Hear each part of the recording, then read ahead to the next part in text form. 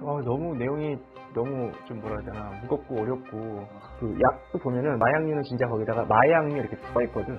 그거 나라랑 딜을 했겠지?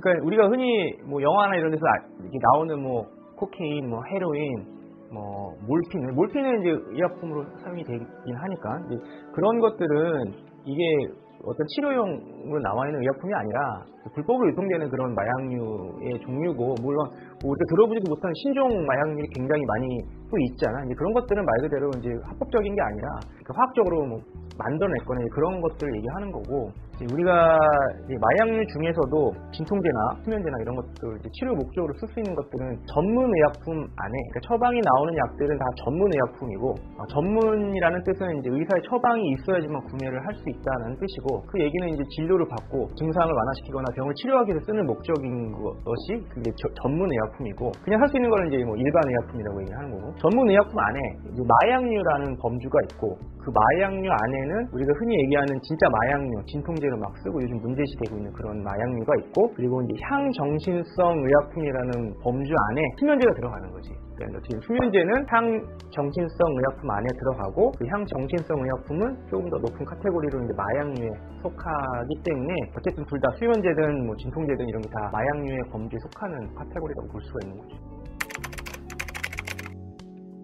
보통 이제 마약류라고 그렇게 얘기는 하지만, 우리가 이제 아까 얘기한 향정신성 의약품이라고 보통 많이 부르고, 그러니까 이게 이제 마약류까지 뭔가 부르기에는 조금 한계가 있고, 뭐 그러다 보니까 향정신성 의약품이라고 많이 부르고 있기 때문에, 우리가 생각하는 그런 그 약도 보면은 마약류는 진짜 거기다가 마약류 이렇게 들어가 있거든. 이런 독극물 같은 거 보면 해골바가지 그려져 있고 막 이런 거 있잖아요. 그런 것처럼 띠가 딱 불러져 있고 하기 때문에 그런 거 보면 약간 경각심이 좀 있기는 하지, 그런 약을 실제로 보면.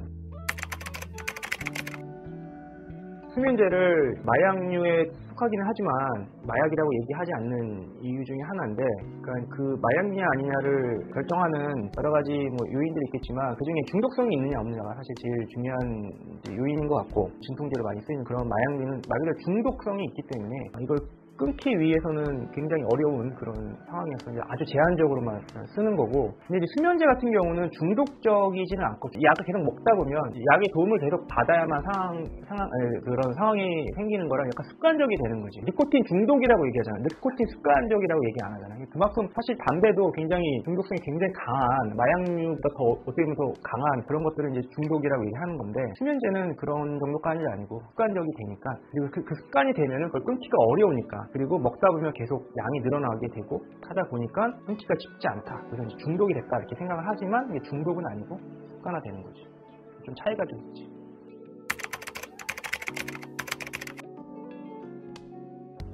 그럴 수도 있고 아닐 수도 있는 부분이 없잖아 있는 게, 왜냐면은 이제 그런 어떤 정신질환에 쓰는 약들의 효능이나 그런 역할이나 기능들이 약간 좀 겹치는, 오버랩되는 부분들이 사실 많고, 그런 약들 중에서 어떻게 보면은 이거는 무조건 수면제다 이렇게 얘기할 수 없는 약들이 별로 없다라고 얘기할 수 있는 것이, 이제 이런 종류의 약들 중에서 부작용이 덜하고 잠을 잘 자게 하고 어떤 그런 습관화가 좀 덜한 이런 약들을 선정해서 수면제로 이제 뭔가 허가를 내줘서 이제 의사 선생님들이 많이 처방을 내고 있는 상태고, 아까 얘기한 뭐 여러 가지 우울증의 어떤 증상도 사실 다 다르기 때문에, 그러니까 우울해하는 사람이 굉장히 우울해하는 증상만 있을 수도 있고, 그거에 따라서 여러 가지 증상들이 사람마다 다르게 나타나기도 하고, 갑자기 우울하다가도 조울증이 올 수도 있고, 또 우울증 있는 분들 잠이 안 올 수도 있고, 그런 여러 가지 증상들이 있으니까 정해져 있는 우울증약이 있지만, 그거 이외에도 여러 가지 증상들이 같이 따라오기 때문에 수면제로 이행되는 약들을 같이 처방을 받아 쓰기도 하고 병행하기도 하고 하기 때문에, 이게 엄밀하게 딱 구분하기는 좀 애매한 부분도,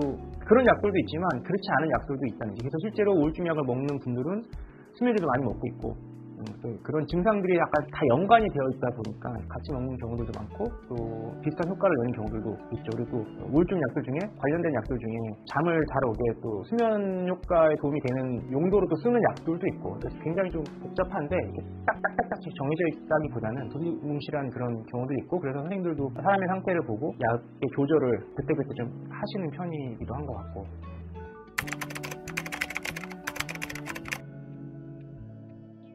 약국에서 아까도 얘기했지만 그런 약들은 습관화가 될 수 있고 조심스럽게 써야 되는 약이기 때문에 절대 그냥 살 수는 없는 상황이죠. 우리나라 현실에서는 처방이 있어야 되기 때문에 실제로 되게 많고, 그러니까 잠을 못 잤거나 공황장애가 아니어도 뭔가 심리적으로 굉장히 불안한 상태거나 이럴 때는 와서 수면제 좀 달라고 하시는 분들이 굉장히 많거든요. 의외로 되게 많아. 좀 달라. 얼마냐? 난 지금 너무 힘든데 좀 달라. 이렇게 얘기하는 경우들도 있는데 그럴 때 주면 큰일 나거든요. 약국 문 닫아야 되는 상황이 올 정도로 굉장히 중범되기 때문에 못 주는데, 그런 분들께 이제 그나마 드릴 수 있는 거는 수면 유도제라고도 나와 있는 약들이 있는데, 그런 건 일반 의약품으로 나와 있어서 그런 제품을 드리거나, 아니면은 그 한방제제를 드리는 경우가 제일 많죠. 그 한방제제는 다 말 그대로 한약 기반으로 한 제품들인데, 그런 한약도 사실 옛날에 뭐 불면이 없었겠어요. 옛날 조선시대도 다 있었겠지. 그런 증상에 쓰던 약들이 있기 때문에 그런 것들을 좀 드릴 수 있는, 잘 알고 있는 뭐 우황청심원이라든지 또 그런 이제 안정제로 좀 쓸만한 요즘 뭐 안정액이라는 이름으로도 나오기도 하고, 이제 그런 약들을 임시적으로 좀 드려서 환부를 좀